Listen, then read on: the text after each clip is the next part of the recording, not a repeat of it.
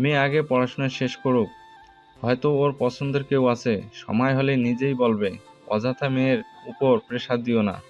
শ্রাবন্তী চুপ হয়ে যেতেন। অবশেষে ভোরের পড়াশোনা শেষ হওয়ার মাসখানেক পর আবদ্ধর চাচাতো ভাই সিফাতের জন্য তার সম্বন্ধ আসলো। ভোর তখন জানতো না সিফাত আবদ্ধর ভাই। তখন বিকালবেলা তাদের বাসাটা চারতলায় হওয়ায় বারান্দায় বসলে বাতাসে মন জুড়িয়ে যায়। দু বোন বারান্দায় বসে গল্প করার মাঝে হাজির হলেন শ্রাবন্তী। কৌতূহল নিয়ে দু বোন তাকালো মায়ের দিকে।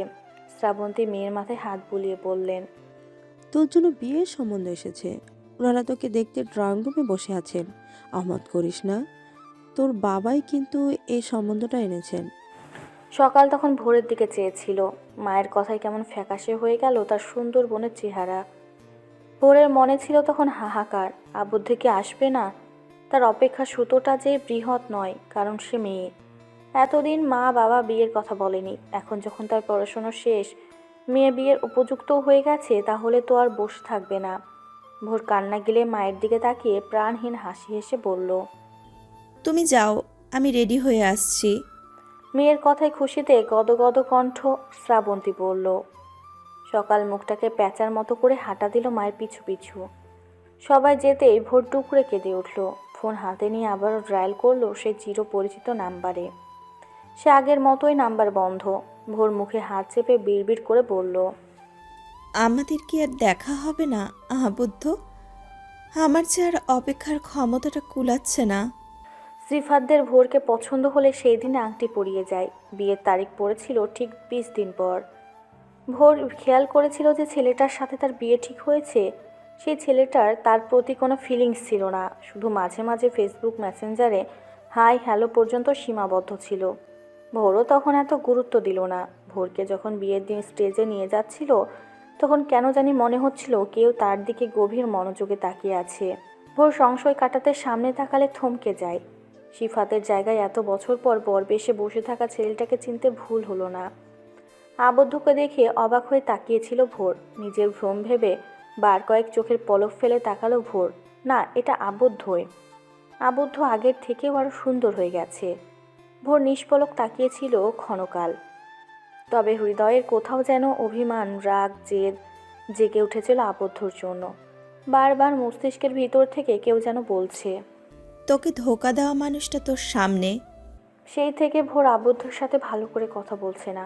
ভোর বারান্দায় তাকালো। আবদ্ধর প্রশস্ত শরীরটা বোঝা যাচ্ছে, আগের থেকেও আরো লম্বা হয়ে গেছে। চাপ দাড়িতে ফর্সা মুখটা ভীষণ আকর্ষণীয় লাগছে আবদ্ধর। হাতের পেশিগুলো জিম করার কারণে ফুলে আছে। আবদ্ধকে দেখলেই বোঝা যায় প্রতিদিন জিম করছে। ভোর মনে মনে তাচ্ছিলের হাসি হেসে বলল, তুই পুরোটাই পাল্টে গিয়েছিস। মুখের উপর কারো উষ্ণ শ্বাস পড়তেই ঘুমের মাঝে কপাল কুঁচকালো ভোর। পিটপিট করে চোখ খুলে মুখের উপর আবদ্ধকে দেখে থমকে গেল ভোর। আবদ্ধ ঝুঁকে আছে ভোরের দিকে, মুখে তার বাঁকা হাসি। ভোর সন্দেহের চোখে তাকিয়ে কিছু বলবে, তার আগেই আবদ্ধ ভোরের গালের সাথে নিজের গাল লাগিয়ে ঘষা দিতেই ভোর আর্তনাদ করে সরে উঠল। উফ, জ্বলে গেল আমার গাল, জ্বলছে রে পুরো গাল। আবদ্ধ ট্রাউজারের পকেটে দুহাত ঢুকিয়ে সোজা হয়ে দাঁড়ালো। ভোর গালে হাত দিয়ে তপ্ত চোখে তাকালো। আবদ্ধ ভাবলেশীন হয়ে গম্ভীর সুরে বলল, অলরেডি 7:30 বেজে গিয়েছে। আবদ্ধ লেট করে ওঠা পছন্দ করে না, সেখানে তুই আমার ওয়াইফ হয়ে এতটা স্লো হলে তো চলবে না। ভোর দাঁত কটমট করে আবদ্ধর দিকে তাকালো। তার এখন আবদ্ধকে 2-3টা ঘুষি মারতে পারলে শান্তি লাগতো। ভোর ধূপধাপ পা ফেলে চলে গেল কাবার্ডের কাছে। কাল রাতে আলিফা তার সকল জামা কাপড় কাবার্ডে গুছিয়ে দিয়েছে। আজকে বউ ভাত, তাই গোলাপি শাড়িটা হাতে নিয়ে ওয়াশরুমের দিকে যাওয়ার সময় আচমকা হাতে টান অনুভব হতে পিছনে তাকালো। আবদ্ধ ভোরকে এক টানে নিজের বুকের সাথে মিশিয়ে ভোরের কোমর জড়িয়ে ধরল। আবদ্ধর এমন আচমকা টানে হকচকে গেল ভোর। মাথা উঠিয়ে আবদ্ধর মুখের দিকে তাকালো। আবদ্ধ ঘোর লাগা নয়নে তাকিয়ে বলল, আমার থেকে দূরে দূরে থাকার চেষ্টা করলে ঠিক এভাবে তোকে নিজের সাথে জড়িয়ে একদম মিশিয়ে রাখবো সারা জীবন। ভোর আবদ্ধর বুকে ধাক্কা দিয়ে সরিয়ে দিল। চোখ গরম করে আবদ্ধর দিকে আঙুল উঁচিয়ে বলল, আমি তোর থেকে সেই কখন দূরে সরে গিয়েছি, এখন আর নতুন করে দূরে সরার মতো কিছু নেই। ভোর পা ঘুরিয়ে চলে গেল ওয়াশরুমের দিকে। আবদ্ধ আহত চোখে তাকিয়ে আছে।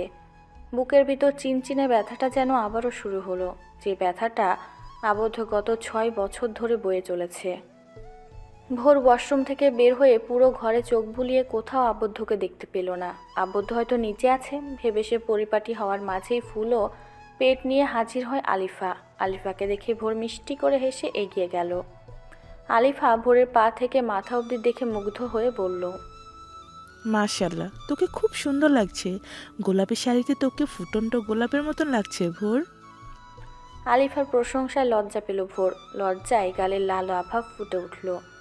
আলিফা মিটমিট করে হেসে বলল, থাক, লজ্জা পেতে হবে না, চলো নিচে যাই, নাস্তা করতে হবে তো। ভোর সায় জানিয়ে আলিফার সাথে নিচে গেল। এত সকালে সকালকে ছাদে দেখে থেমে গেল আদিল। তার মাথায় দুষ্টু বুদ্ধির আবিষ্কার হতেই আশেপাশে চোখ বুলিয়ে এগোলো সকালের দিকে। আবদ্ধদের বাড়ির ছাদটা দারুণ সুন্দর বলে সকাল সকাল ছাদে হাজির হলো সকাল। মিমা রাইসাকে আসতে বললে ওরা আসেনি। বোনের শ্বশুর বাড়িতে এসে এত ঘোরাঘুরি করলে ওনার কি মনে করবে ভেবে দুবোন আসলো না। ওদেরকে পাত্তা না দিয়ে সকাল রুম থেকে বের হতেই দেখা হলো নাইলি বেগমের সাথে। তিনি সকালকে দেখে মিষ্টি করে হেসে বলল, ও মা, তুমি উঠে গেছো? সকাল হাসলো। বোনের শাশুড়িকে তার ভীষণ ভালো লেগেছে। দেখতেও কি সুন্দর এই মহিলা। সকাল মাথা নাড়িয়ে বলল, জি আন্টি, আমি সকালে তাড়াতাড়ি উঠতে পছন্দ করি। শেষের কথাটা চাপা মারল সকাল। অথচ সে বাসায় থাকলে ঘুম থেকে 12টা 11টা করে ওঠে। তার বিপরীত হলো তার আপু। ভোর একদম ফজরের সময় উঠে আর ঘুমায় না। নাইলি বেগম সকালের গালে হাত রেখে বললেন, খুব ভালো, তুমি যখন উঠেই গেছো তাহলে আমাদের ছাদটা ঘুরে আসো। সকালে ঠান্ডা হাওয়ায় ভালো লাগবে। সকাল মনে মনে খুশিতে নেচে উঠল। যাক, তাকে আর কষ্ট করে বলতে হলো না। নাইলি বেগম চলে যেতেই সকাল নাচতে নাচতে চলে গেল ছাদে। আদিল সকালের পিছনে এসে দাঁড়ালো। ধীরভাবে সকালের কানের কাছে মুখ নিয়ে চিল্লিয়ে উঠল, ভাউ। আচমকা এমন ভাও আওয়াজে শুনে ভয়ে লাফিয়ে পিছিয়ে যেতে কারো নাকের সাথে বাড়ি খেয়ে হতভম্ব হয়ে গেছে সকাল। আদিল নাকে বাড়ি খেয়ে আর্তনাদ করে উঠল। আউচ, আমার নাক ফেটে গেল মনে হয় রে। এই মেয়ে, চোখে দেখতে পাও না তুমি? সকাল চোখ বড় বড় করে আদিলের দিকে তাকিয়েছিল। আদিলের শক্ত নাকের সাথে মাথায় বাড়ি খেয়ে হালকা ব্যথা পেল সকাল। নাকে ব্যথা পাওয়ায় চোখে পানি এসে গেছে আদিলের। নাক ডলে সকালের দিকে তাকালো। সকাল ক্ষিপ্ত চাহনিতে তাকিয়ে খেকিয়ে উঠল, সমস্যা কি আপনার? এমন কুত্তার মতো কানের কাছে ঘেউ ঘেউ করার মানে কি? একদম ভালো আছে। আমাকে ভয় দেখাতে এসে নিজেই ব্যথা পেয়েছেন। আদিল নাক থেকে হাত সরালো। সকাল আদিলের নাকের দিকে তাকালো। নাক ডলার কারণে লাল হয়ে আছে। সকালের মায়া হলো আদিলের নাকের উপর। আদিল ভ্রু কুচকালো, চোখ ছোট ছোট করে বলল, কি বললে তুমি? আমি কুত্তার মতো ঘেউ ঘেউ করেছি? সকাল নির্লিপ্ত সুরে বলল, তা নয় তো কি, আপনি তো আর মিউ মিউ করেননি। আদিল সকালের দিকে তেড়ে এসে বলল, আমি এমন কিছুই করিনি। আমি শুধু ভূতের মতো মাও করেছি। আর তার মানে আপনি নিজেকে ভূত ভাবেন?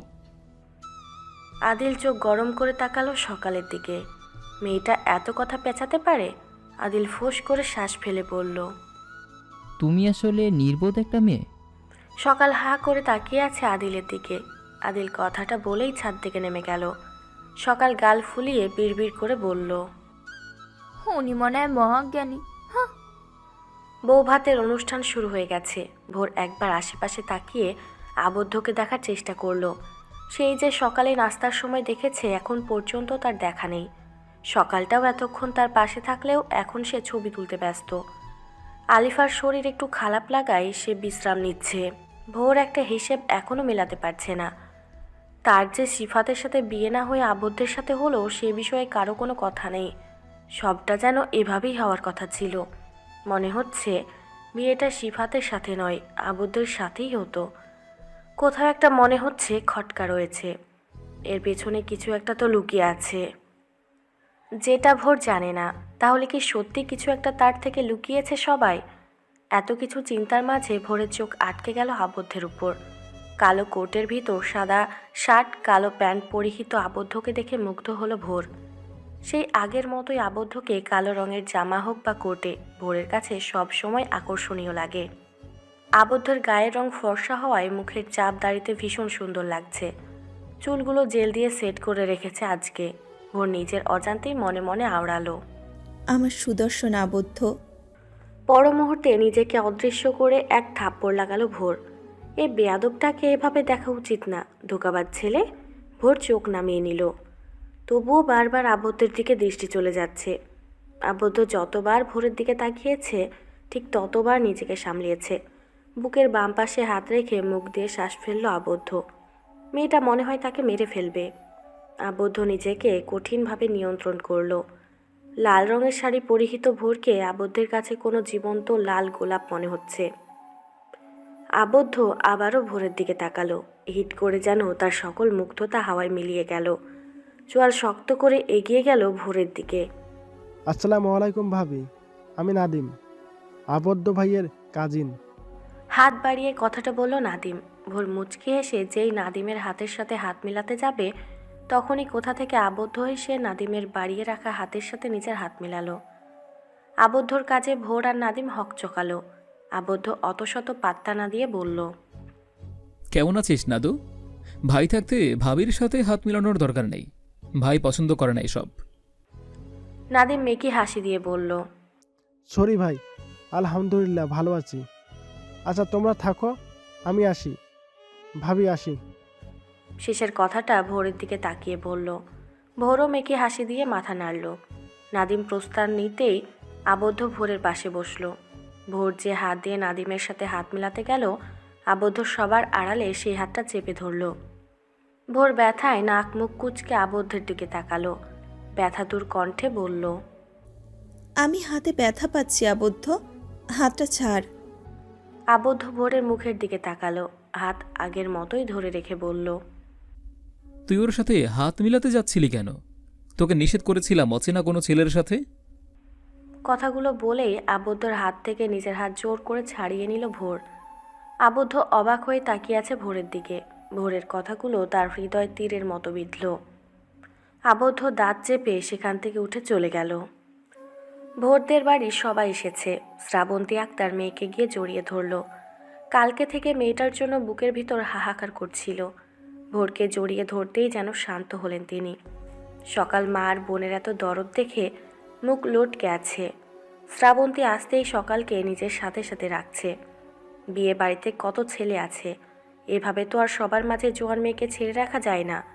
বাদল সাহেব ভোরের সাথে কথা বলে চলে গেলেন আবদ্ধর বাবার কাছে। একসময় শ্রাবন্তী আক্তারকে নিজের সাথে খেতে নিয়ে গেলেন নাইলি বেগম। ভোর এখন আপাতত আবদ্ধ রুমে। আদিল কিছুক্ষণ পরপর উকি মারছে সেদিকে। সকাল ভোরের সাথে হেসে হেসে কথা বলছে।